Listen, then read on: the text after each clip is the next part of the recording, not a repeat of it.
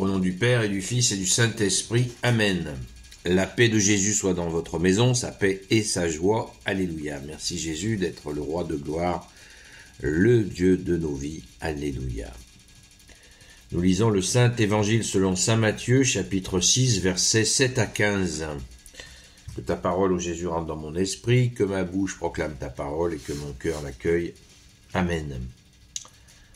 Quand vous priez, pas de discours interminable comme en font les païens, ils croient qu'à force de parler, ils seront entendus. Ne leur ressemblez pas, pensez-y. Avant même que vous ne demandiez, votre Père sait de quoi vous avez besoin. Vous donc priez ainsi. Notre Père qui est dans les cieux, que ton nom soit sanctifié, que ton règne vienne, que ta volonté soit faite, que ta volonté se fasse sur la terre comme au ciel. Donne-nous aujourd'hui le pain qu'il nous faut. Pardonne-nous, toi, nos dettes, comme nous l'avons fait pour ceux qui nous doivent. Et ne nous laisse pas tomber dans la tentation, mais délivre-nous du mauvais. Sachez, si vous pardonnez aux autres leurs offenses, votre Père céleste vous pardonnera aussi.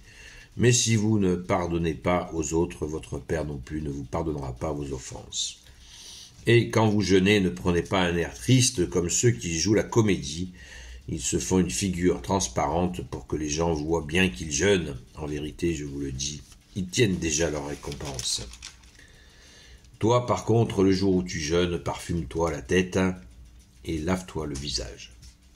Merci Jésus pour ta parole. Alléluia.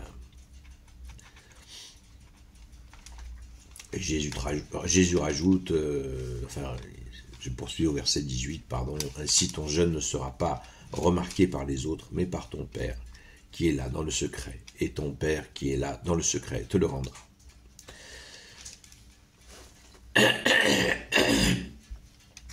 Verset 19. N'amassez pas richesse et réserve sur cette terre, là où les mythes et les vers font des ravages, là où les voleurs percent le mur et emportent tout. Amassez-vous des richesses et réserves dans le ciel, là où il n'y a ni mythe ni vers pour faire des ravages, et pas de voleurs pour percer le mur et tout emporter. Aussi, là où est ton trésor, là aussi sera ton cœur. L'œil est ta lampe. Si tu as l'œil sain, toute la personne profite de la lumière. Mais si ton œil est mauvais, ton être entier est dans le noir. Si la lumière qui était en toi est devenue ténèbres, que deviendront tes propres ténèbres? Alléluia.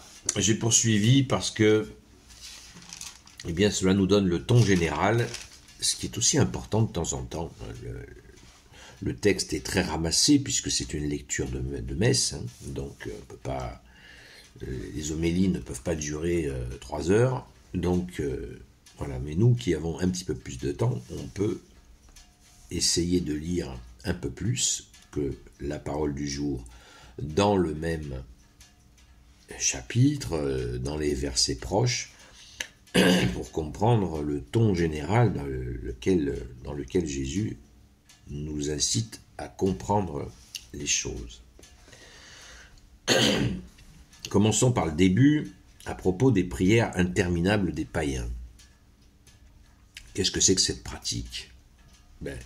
La pratique est simple. Un païen, il prend un arbre, un rocher, je ne sais pas quoi, une fleur ou une rivière, et il va faire des incantations. Il va répéter, parce que le principe du païen, c'est qu'il essaye de donner vie dans sa tête à quelque chose qui est mort, qui n'a pas de vie en lui. C'est un morceau de bois, un arbre, l'arbre il fait sa vie d'arbre, puis c'est tout. Si vous en faites un arbre sacré, ça va être dans la tête des gens. Voilà. Donc c'est cela, et uniquement cela dont Jésus parle. Jésus ne veut pas qu'on fasse la même chose dans nos prières. Ce qui n'a rien à voir avec le chapelet. Quand nous prions des prières répétitives, le chapelet, les 150 prières du chapelet, sont l'équivalent des 150 psaumes. Donc, il n'y a aucune comparaison possible quand on répète des « Je vous salue Marie ». Avec ça, ça n'a rien à voir. Nous, quand nous prions, nous nous adressons au vivant que tu es Jésus, à l'agneau de Dieu, au roi de gloire, le Dieu de nos vies. On s'adresse, vous voyez, on ne s'adresse pas à quelque chose d'inerte, on s'adresse à la lumière que tu es Jésus, toi qui es Dieu avec ton Père et l'Esprit Saint. Donc, s'il vous plaît, pas de comparaison à deux balles, c'est ridicule. Ridicule. Voilà. Donc, si on vous dit ça, laissez courir et n'essayez pas de convaincre. Passez votre chemin et tout ira bien. À moins que la personne veuille essayer de comprendre. Ça arrive, ça arrive. Donc, nous devons être attentifs parce qu'il y a des personnes qui essayent de comprendre. Et ça, c'est précieux. Et nous devons avoir l'humilité d'expliquer et la patience. Et si nous ne l'avons pas, nous pouvons demander la patience et l'humilité aussi. Amen, amen, amen. Merci Jésus. Donc, pas besoin de vous faire un dessin. Au verset 9 jusqu'au verset 13, Jésus nous donne la prière du Notre Père, la prière la plus puissante qui existe dans l'univers. Jésus soit béni, alléluia. Quelle prière merveilleuse. Écoutez-la en araméen. Elle existe sur YouTube. Magnifique. Alors, la question du pardon. Si vous pardonnez pas, si vous pardonnez aux autres, eh bien mon Père vous pardonnera. Si vous ne le faites pas, mon Père vous ne pardonnera pas. Ne vous pardonnera pas. Voilà. Et c'est-à-dire qu'il faut courir derrière les gens pour leur attraper la veste, c'est-à-dire tu sais, tu m'as fait du mal, mais je te pardonne. Non, c'est pas comme ça que ça marche. C'est pas ça. Jésus veut que nous pardonnions, que nous oublions les fautes qui nous ont été faites. Pourquoi? Pour ne pas tomber dans... Jésus, il veut que nous ayons la paix par sa personne, par le don de lui-même. C'est Jésus qui se donne pour que nous ayons la paix. Si nous gardons des crocs, des rancunes, des ressentiments envers les gens qui nous ont fait du mal, eh bien nous perdons notre paix, notre liberté du coup. Donc Jésus, il veut absolument pas, il veut nous libérer. Jésus nous dit, la vérité vous rendra libre. Ça veut bien dire ce que ça veut dire. C'est nécessaire. Voilà. On n'y pense plus. Et on donne à Jésus, si on a un désir de revanche, de vengeance même, on la donne à Jésus. Et Jésus va nous enlever ça de l'esprit et nous assurer sa paix. Voilà, c'est cela le sens du pardon. Ce n'est pas aller chercher les gens pour leur dire « tu sais, je te pardonne » où l'on va réchauffer peut-être quelque chose qui s'est passé de douloureux et que Jésus nous avait déjà fait oublier. Voilà. Alors, pour ça que quand certains disent « je pardonne mais j'oublie pas », cette expression n'est pas très sensée. Quand on pardonne, on oublie. Bien sûr que on reste prudent. Si quelqu'un nous a fait du mal, on ne va pas aller, oh, tu sais, hein, je veux rester avec toi. On s'écarte de gens qui nous font du mal.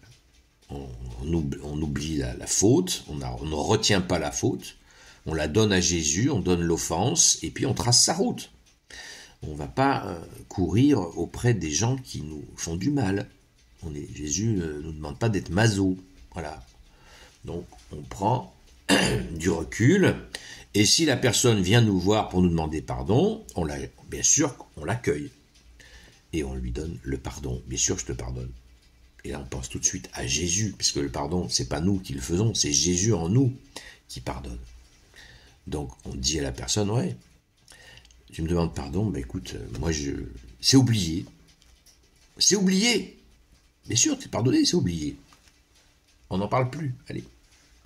Et c'est ça, fais aux autres ce que tu voudrais qu'on te fasse. Si nous avons fait des erreurs, et si nous demandons pardon à quelqu'un, nous aimerions vraiment que cette personne dise oui, c'est bon, on n'en parle plus.